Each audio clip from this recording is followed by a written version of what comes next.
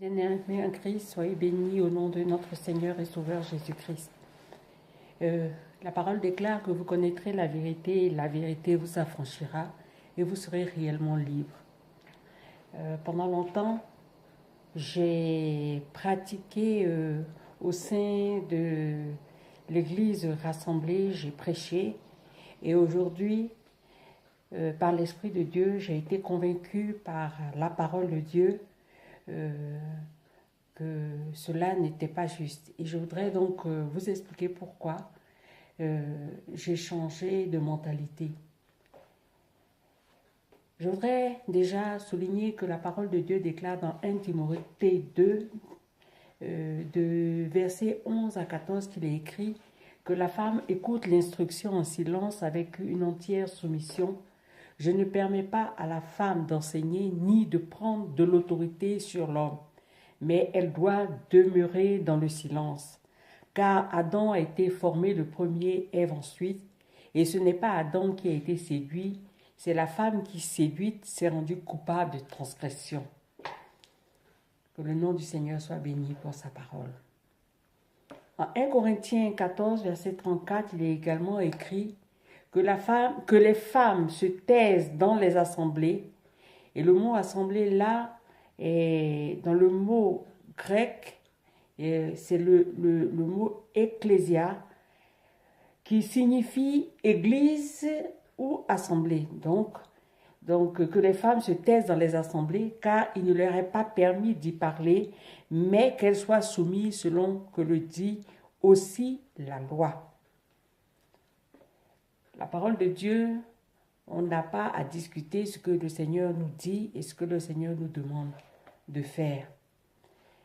Je vous dis que lorsque nous connaissons la vérité nous affranchit et nous sommes réellement libres. Je veux vraiment maintenant partager avec vous pourquoi je ne prêche plus dans l'église rassemblée. Voilà ce qui m'a convaincu et je vais lire donc deux passages dans le livre de Genèse. Donc je lis dans Genèse 2, versets 15 à 23. L'Éternel Dieu prit l'homme et le plaça dans le jardin d'Éden pour le cultiver et pour le garder. L'Éternel Dieu donna cet ordre à l'homme. Tu ne pourras manger de tous les arbres du jardin, mais tu ne mangeras pas de l'arbre de la connaissance du bien et du mal, car le jour où tu en mangeras, tu mourras. L'Éternel, verset 18, l'Éternel Dieu dit, il n'est pas bon que l'homme soit seul. Je lui ferai une aide semblable à lui. L'Éternel Dieu forma de la terre tous les animaux des champs et tous les oiseaux du ciel. Il les fit venir vers l'homme pour voir comment il les appellerait. Et l'homme donna des noms à tout le bétail, aux oiseaux du ciel et à tous les animaux des champs, mais pour l'homme, il ne trouva point d'aide semblable à lui. Alors l'Éternel Dieu fit tomber un profond sommeil sur l'homme qui s'endormit. Puis il prit une de ses côtes et referma la chair à sa place. L'Éternel Dieu forma une femme de la côte qu'il avait prise de l'homme et il l'amena vers l'homme. Et l'homme dit, voici cette fois, celle qui est os de mes os et chair de ma chair. On l'appellera femme parce qu'elle a été prise de l'homme. Amen. Je vais ensuite lire donc le deuxième passage dont je vous ai parlé, qui se trouve donc dans Genèse 3, versets 1 à 6. Il est écrit, le serpent était le plus rusé de tous les animaux des champs que l'Éternel Dieu avait fait. Il dit à la femme, Dieu a-t-il réellement dit, vous ne mangerez pas de tous les arbres du jardin? Verset 2, la femme répondit au serpent, nous mangeons du fruit des arbres du jardin, mais quant au fruit de l'arbre qui est au milieu du jardin, Dieu a dit, vous n'en mangerez point et vous n'y toucherez point, de peur que vous ne mouriez. Alors le serpent dit à la femme, vous ne mourrez point, mais Dieu sait que le jour où vous en mangerez, vos yeux s'ouvriront et que vous serez comme des dieux, connaissant le bien et le mal. La femme vit que l'arbre était bon à manger et agréable à la vue, et qu'il était précieux pour ouvrir l'intelligence. Elle prit de son fruit et en mangea, et en donna aussi à son mari qui était auprès d'elle, et il en mangea. Alléluia. Donc, je vous explique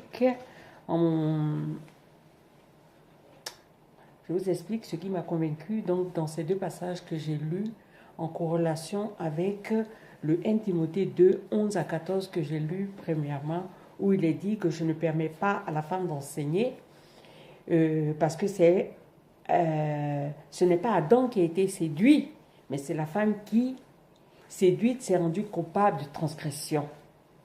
Quand Dieu donne un ordre, cet ordre doit être suivi à la lettre. Et les Écritures sont là pour nous éclairer. Parce que Dieu est bon, ce n'est pas un dictateur, mais il nous donne les explications et lorsque nous sondons les Écritures, il révèle à nos cœurs les motifs et les objectifs qu'il a afin que nous soyons heureux et que nous puissions croître à tous égards.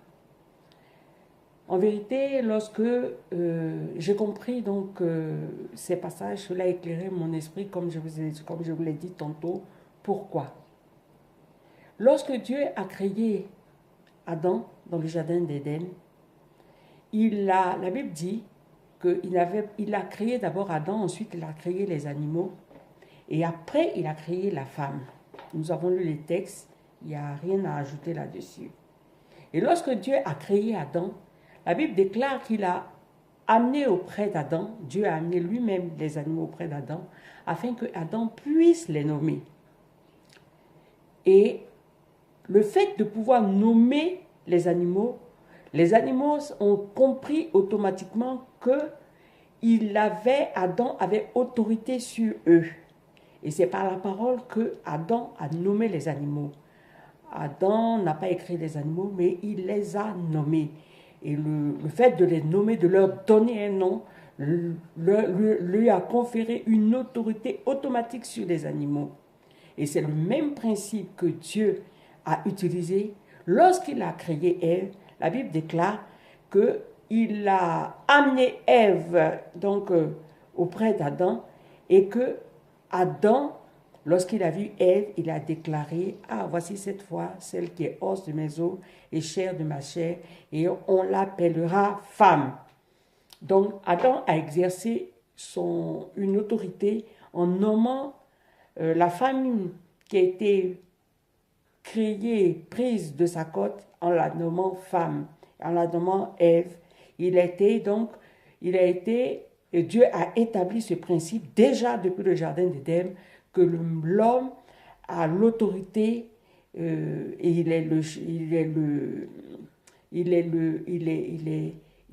c'est celui à qui Dieu a donné l'autorité de nommer ce qui était autour de lui. Donc c'est l'homme qui a été créé et qui a l'autorité. Lorsque Ève a été créée, nous voyons donc dans les Écritures que lorsqu'elle s'est trouvée dans le jardin d'Éden, le serpent, qui était, la Bible, nous l'avons lu tout à l'heure, qui était l'animal le plus rusé, il est venu, donc, Satan s'est introduit dans le serpent, et il est venu, donc, il s'est approché d'Ève, et il a tenu cette conversation avec Ève.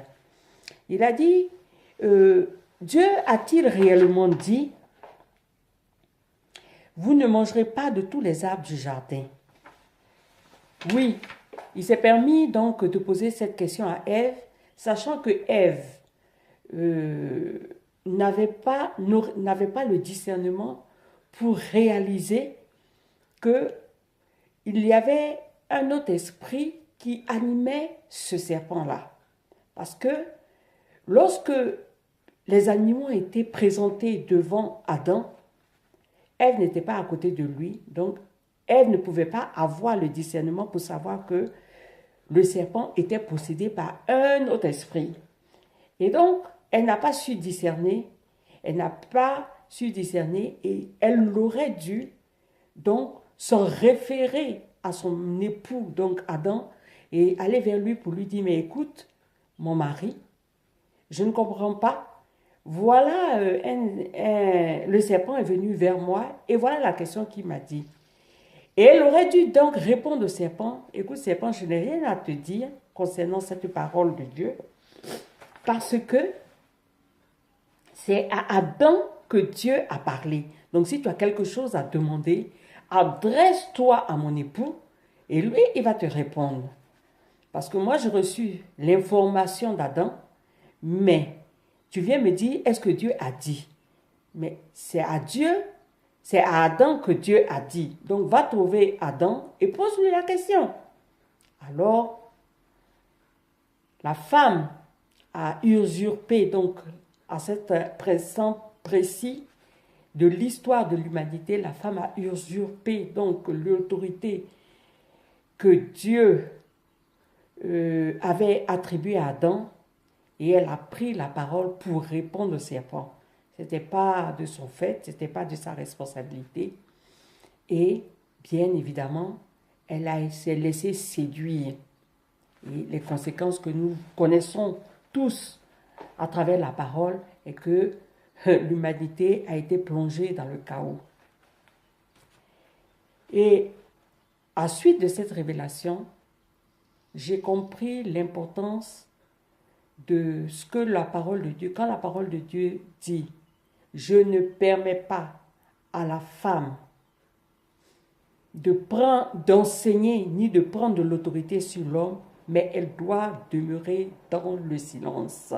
Et que la femme écoute l'instruction en silence avec une entière soumission.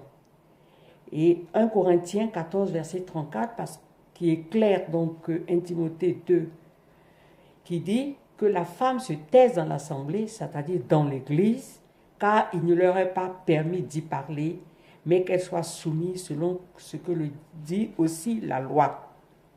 Donc personnellement, je me répands d'avoir prêché, d'avoir pris autorité en prêchant dans les assemblées. Je demande vraiment pardon à Dieu et à l'Église qui m'a écouté. Toutefois, je voudrais aussi recadrer et préciser les choses. Je voudrais préciser que il est question de prêcher et d'enseigner dans l'assemblée. Mais le cadre est absolument important parce qu'il est précisé dans l'assemblée, c'est-à-dire dans l'église. Lorsque l'église entière est rassemblée, où les hommes sont présents avec les anciens réunis, alors il n'est pas permis à la femme de prendre autorité. Mais nous voyons à travers les Écritures que le Seigneur lui-même, il a dit, lorsqu'il a été ressuscité, la Bible déclare, donc dans Matthieu 28, verset 10, il est écrit, alors Jésus dit donc aux femmes, leur dit, ne craignez pas, allez dire à mes frères de se rendre en Galilée, c'est là qu'ils me verront. Donc le Seigneur donne un ordre, quand même, de parler à ses frères. Ensuite, dans Matthieu 28, verset 7, il est écrit lorsque les anges, c'est l'ange qui dit, allez dire à ses disciples qu'il est ressuscité, donc que Jésus-Christ est ressuscité des morts, et voici, il vous précède en Galilée, c'est là que vous le verrez, voici, je vous l'ai dit. Nous voyons à travers les Écritures que Aquilas et Priscille, donc Priscille, qui est la femme, l'épouse d'Aquilas, ont également exhorté, donc également enseigné Apollos, acte 18, verset 26, ils se mirent à parler librement dans la synagogue. Donc il s'agit là d'Apollos. Aquila et Priscille, l'ayant entendu, le prirent avec eux et lui exposaient plus exactement la voix de Dieu. Donc nous voyons là que une femme peut exhorter, enseigner même, mais pas lorsque l'Église est rassemblée, c'est-à-dire en aparté. Il nous est possible de pouvoir exhorter et enseigner. Il nous est également demandé d'enseigner donc aux femmes, aux jeunes. Et la parole de Dieu donc nous dit en Philippiens 4, verset 3, nous voyons également que Paul nous dit, « Et toi aussi, fidèle collègue, oui, je te prie de les aider, elles qui ont combattu pour l'évangile avec moi et avec Clément. Oui, je te prie de les aider. » Amen. Et avec Clément et mes autres compagnons d'œuvre, dont les noms sont dans le livre de vie. Donc, nous voyons là que des femmes ont combattu pour l'évangile avec l'apôtre Paul, et donc elles étaient des compagnes d'œuvre. Que dire donc? Oui, en conclusion, je peux dire donc qu'il serait injuste de priver la femme de l'appel qu'elle a reçu du Seigneur, étant combattante pour l'évangile et aide auprès des hommes.